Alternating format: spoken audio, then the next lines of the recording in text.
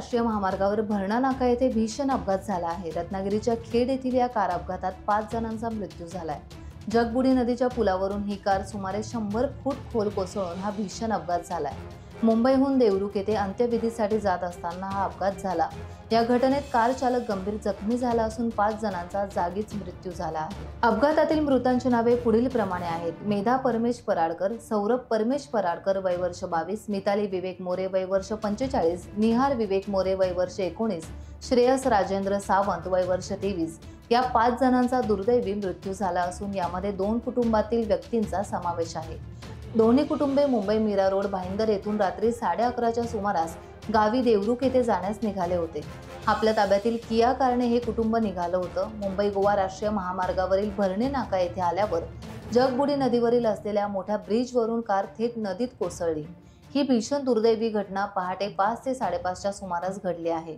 या घटनेची माहिती मिळताच खेड येथील नागरिकांनी आणि पोलिसांनी तातडीने घटनास्थळी धाव घेतली।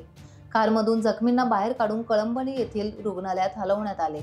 अपघातात गंभीर जखमी झालेले परमेश पराडकर यांना रत्नागिरी जिल्हा शासकीय रुग्णालयात दाखल करण्यात आलं आहे, तर विवेक मोरे हे गंभीररित्या जखमी झाले आहेत। त्यांनाही खेड येथून पुढील उपचाराकरता हलवण्यात आलं आहे। कार क्रमांक MS02326 ही कार घेऊन मुंबई मीरा रोड येथून हे गावी निघाले होते। घटनास्थळी मदतीकरता खेड येथील माजी नगराध्यक्ष वैभव खेडेकर यांच्यासह नागरिकांनी, पोलिसांनी आणि महामार्ग पोलिसांनी धाव घेतली होती। हाच तो पूल आहे की ज्यासाठी आम्ही आंदोलन केलं आणि इथे इंजिनियरला बांधला होता। 1.5 महिना आम्हाला प्रशासनाने जेलमध्ये टाकलं। आज परिस्थिती बघा, आज 5 लोक इथं मयत झालेले आहेत, एक गंभीर जखमी आहे। अशी ही परिस्थिती आणि रोज इथं अपघात आहे। आमचे हे सगळे रेस्क्यू टीमचे सगळे लोक इथं सकाळी 5 वाजल्यापासून आहेत।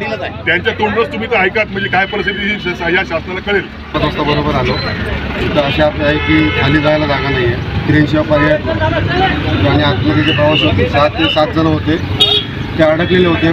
शेवटीला क्रेन बोलवायला लागली, त्यानंतर बाकीचे सगळे, नंतर मग पब्लिक आले।